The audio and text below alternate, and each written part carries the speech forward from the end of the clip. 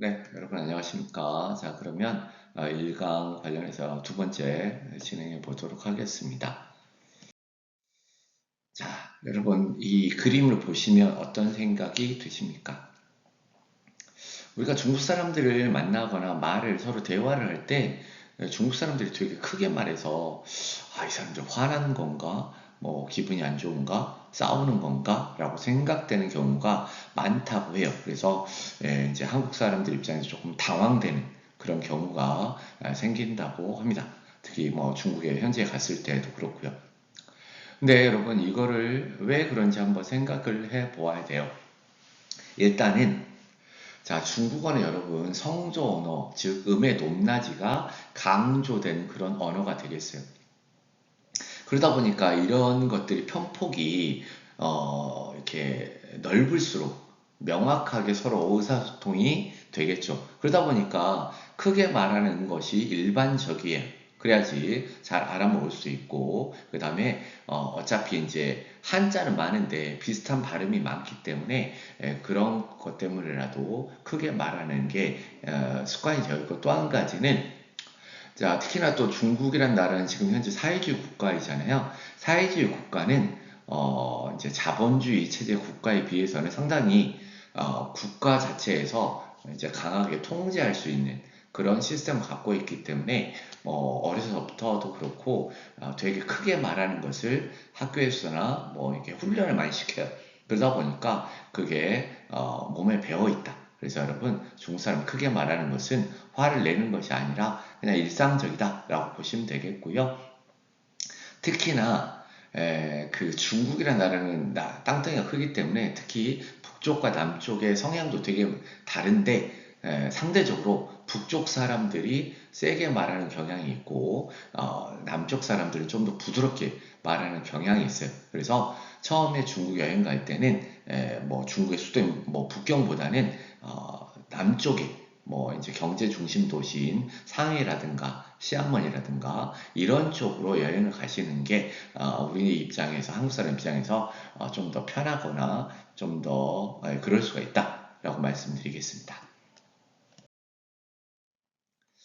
자, 여러분 중국어 몇 개 더 배워볼게요. 자, 중국어에서는 문장 끝에 말을 붙이면 의문문이 될 수가 있어요. 그래서 여러분들이 중국어로 밥 먹었냐? 그럴 때 뭐 약간 욕같이 들리는 니吃饭了吗? 이런 것도 여러분 끝에 뭐가 붙어요? 마가 붙어서 그런 것이죠. 그 다음 자, 중국어로 부정을 나타낼 때는 뭐 안 하다, 뭐 아니다 의미의 뿌 이렇게 하시면 되겠어요. 화살표 따라가면서 발음하시면 되겠고요. 그 다음에 나를 가리킬 때는 중국어로 우어 해서 워 이렇게 하시면 되겠어요. 자, 한 번만 연습해 볼게요. 여러분 따라해 보세요. 문장 끝에 붙이면 의문을 만드는 기능하는 단어 그 다음에 뭐 아니다 그럴 때는 그 다음 나라고 할 때는 워 이렇게 하시면 되겠어요. 자, 이 국가마다 나라마다 약간 제스처도 다른데요. 보통 우리나라에서는 나를 가리킬 때 가슴 쪽으로 이렇게 하면서 나 그렇게 말을 하는데 중국 사람들은 일반적으로 자신의 코를 손가락으로 가리키면서 와라고 하는 경우가 많습니다. 그래서 여러분 중국의 옛날 무협 영화 보시면 이런 경우가 많이 있어요. 자기 코를 가리키면서 워 하는 것이 있는데 잘 한번 살펴보시기 바랍니다. 그럼 우리가 너 안녕 그랬을 때는 니하오라고 했잖아요. 여기다 이제 마자를 붙이면 의문문이 될 수 있는 것이죠. 그래서 너 안녕하십니까? 너는 좋습니까? 이럴 때 니하오마, 니하오마 이렇게 하시면 되겠고요. 자, 그럼 대답을 해볼게요. 그대로 나는 좋다. 나는 안녕하다 그럴 때는 워하오 이라고 하면 되겠고요. 안 좋다 그럴 때는 여러분 하오 앞에 뿌를 붙여서 안 좋다 그러면 뿌하오 이렇게 하면 되죠. 나는 안 좋아 그럴 때는 워뿌하오 이런 식으로 하시면 되는 거죠. 네, 여러분 이런 식으로 몇 번 연습해 보세요. 근데 여러분 이제 우리가 니하오 그러면 안녕하세요 이런 인사고 니하오마 이건 뭐 여러분 잘 지내십니까? 이런 느낌이죠. 그러니까 영어로 치면 니하오는 hi, 니하오마는 how are you 뭐 이런 거죠. 그래서 여러분 중국에 가서 처음 만난 사람은 니하오마 그러면 좀 이상하죠. 잘 지냈어요? 뭐 이런 느낌이니까 대신 여러분 이제 그래도 여러 번 중국에 가서 마주치는 사람들 있잖아요. 뭐 이제 호텔 직원이라든가 편의점 사장님이라든가 음식점 사장님이라든가 네일아트 가게 옷가게 그럴 때는 니하오마 할 수도 있죠. 여러 번 보면 그래서 참고하시기 바랍니다. 여러분 이 한자 보세요. 이 한자는 무슨 뜻일까? 위쪽에는 여러분 끓일 탕자예요. 뭐냐면 물수변이 보이죠. 물과 관련되고요. 밑에는 불화자가 있어요. 그러니까 물을 밑에서 여러분 불을 떼서 끓이다 보니까 이 한자는 무슨 뜻이 되겠어요? 뜨겁다라는 의미가 돼요. 그래서 뜨겁다라는 의미의 탕이라고 읽으시면 되겠습니다. 자, 그 다음 여러분 이 글자는 무슨 글자일까요? 자, 여러분 이 글자는 사실 원래 이제 옆에는 보리 맥자에 얼굴 면자가 합쳐져서 이제 탄생된 글자인데요. 여러분 이제 원래는 더 복잡한 글자였는데 중국에서는 여러분 이제 너무 복잡한 글자를 쓰다 보니까 시간도 많이 걸리고 배우기도 힘들고 그러다 보니까 중국에서 현재 원래 한자를 간소화시켜서 간체자라고 쓰고 있어요. 그래서 여러분들은 이제 중국 대륙에 가시면 우리가 배웠던 것은 복잡한 글자다 그래서 번체자라고 그러고 이제 중국 대륙에서 간소화시킨 것을 간체자라고 하는데요. 여러분들은 좀 더 간소화된 그 한자를 좀 더 알아보시면 좋겠습니다. 자, 그래서 아무튼 여러분 이제 얘는 보리로 만든 뭔가 밀가루로 만든 뭔가가 되겠죠. 그래서 얘는 면을 나타냅니다. 먹는 면. 그래서 미엔이라고 읽으시면 되겠어요. 자, 지금까지 우리가 배웠던 거 여러분 마찬가지로 챗 GPT를 사용해서 연습해 보세요. 자, 여러분 우리 마라탕 되게 많이 먹죠. 중국에서 온 마라탕. 그래서 마라탕. 자, 얼으라고 매운 면, 뜨거운 그런 면을 마라탕면이라고 할 수가 있겠습니다. 그래서 여러분 아까 말씀드렸다시피 마라탕까지만 하면 얼으라고 매운 뜨거운 이런 말이 되겠고요. 여기에 면자를 붙이면 마라탕면이 되는 것이죠. 그래서 이 마라탕면은 마치 우리의 비빔밥처럼 자기가 원하는 조합으로 만들어서 먹는 그런 재미가 있는 것이죠. 그래서 그리고 약간 특히 얼으라고 매운 것이 우리 한국인한테도 많은 선호도를 불러일으키는 것 같습니다. 그래서 요새 인기가 많죠. 자, 중국에 가시면 여러분, 아까도 이제 일강에서 말씀드렸다시피 마라탕이라고 써져 있는 데로 가시면 마라탕면을 주문해서 먹을 수가 있게 되겠습니다. 방식은 한국과 거의 비슷하다고 볼 수 있겠어요. 그래서 여러분들이 원하는 것을 골라서 이제 가져다 주면 무게를 재서 뭐 가격대에 따라서 또 여러분 이제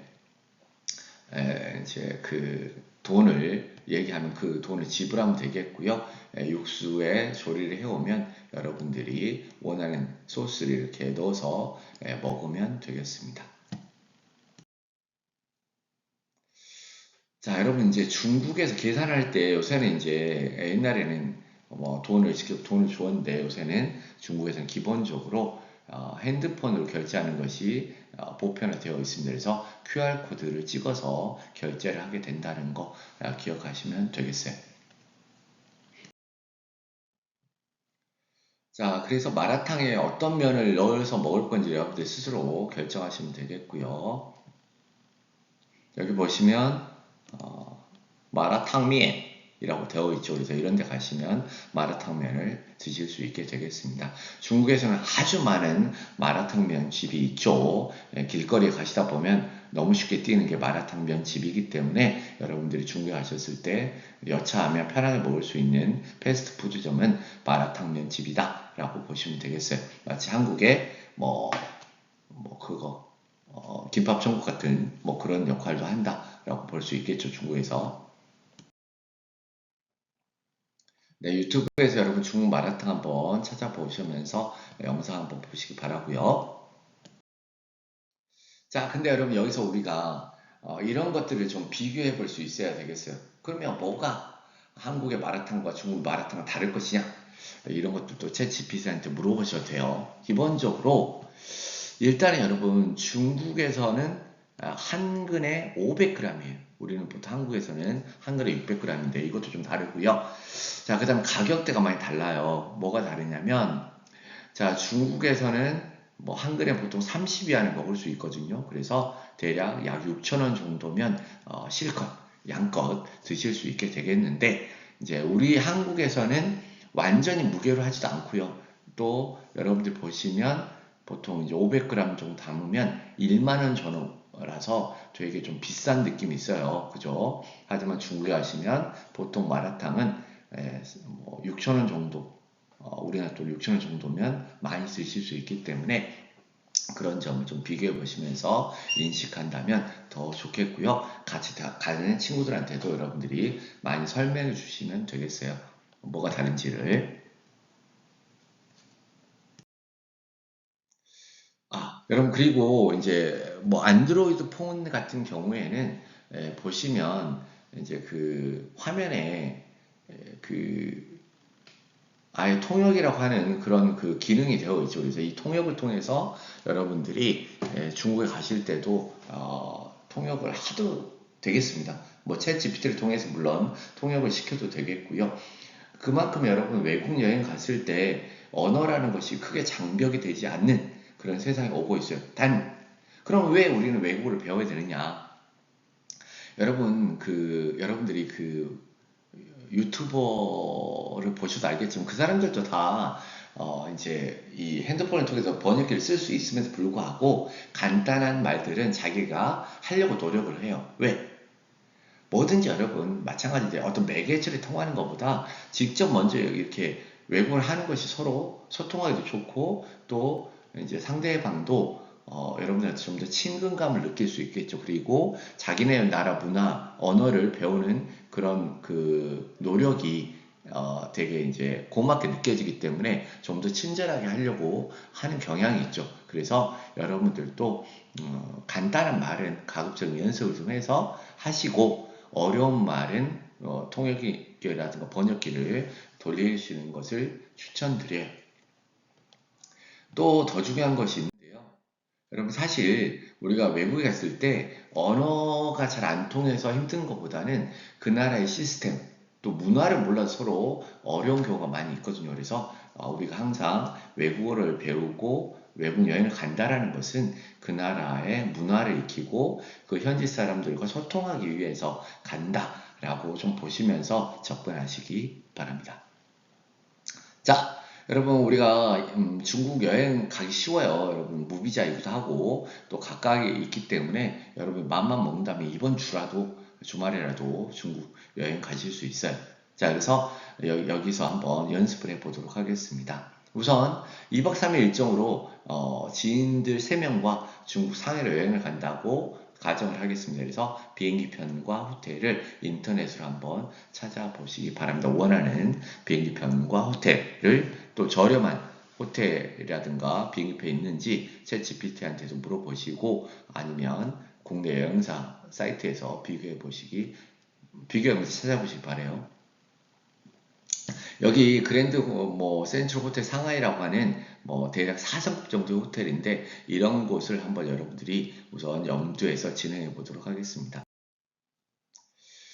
자, 그리고 여러분 호텔 영문 주소를 복사한 다음에 챗GPT한테 호텔 이름과 주소를 중국어로 알려달라고 해 보시기 바랍니다. 왜냐하면 일단 중국은 여러분 구글이 안 돼요. 막혀 있어요.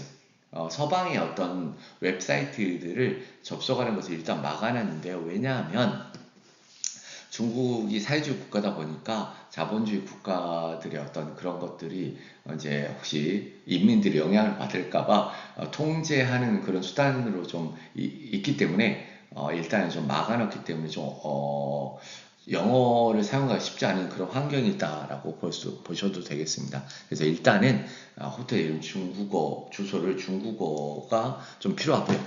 일단 그렇게 해보세요. 또 그리고 상해 푸동공항에서 이제 호텔을 출발할 거기 때문에 상해 푸동공항을 중으로 알려달라고 하시기 바랍니다. 중국 상해는 여러분 이제 푸동공항이 있고 홍차오 그 공항이 있어요. 뭐 한국으로 치면 상해 푸동공항은 인천공항, 그 다음에 홍차오는 뭐 김포공항 정도로 생각하셔도 되겠습니다. 그래서 일단 두 곳의 그 지명을 핸드폰에 메모장에 이렇게 복사해 두시면 되겠어요. 복사해서 저장해 두시면 되겠습니다. 자, 그 다음에 여러분 한 가지 우선 해봐야 할 것은 중국에서는 여러분 기본적으로 핸드폰 결제가 되게 보편화되어 있다 그러잖아요. 그래서 가장 많이 쓰는 페이가 바로 알리페이랑 위챗페이인데요. 우선은 알리페이를 여러분들이 다운받아서 설치하시기 바랍니다. 그래서 알리페이를 다운받아서 앱을 설치하시고요. 자, 여러분 여기 보시면 알리페이를 이제 설치하시면 기본적으로 여기 스캔이라고 되어 있죠. 그래서 이 기능을 이용해서 상대편의 QR코드를 스캔하면 이제 그 결제가 진행된다는 의미가 되겠습니다. 네, 그래서 여러분 알리페이 등록하는 방법 여러분들이 이제 웹사이트를 통해서 그 유튜브를 통해서 이제 익히시면 되겠고요. 뭐 하는 김에 여러분 아예 중국 여행 가기 된다는 의미에서 카드도 등록하시면 좋을 것 같아요. 뭐 체크카드 같은 거 있으시면 등록해 놓으시면 좋겠습니다. 뭐 아니면 거기에 나오는 어떤 방법에 따라서 여러 가지 카드를 원하시는 대로 등록하셔도 되겠습니다. 자, 알리페이 사용 방법 뭐 이런 것들 여러분들이 유튜브에서 참고해서 우선 익혀놓으시기 바래요. 네, 자 오늘 했던 내용들 여러분 간단히 여러분들이 퀴즈 형식으로 풀어보시기 바라고요. 여기서 마무리 짓도록 하겠습니다. 谢谢，再见。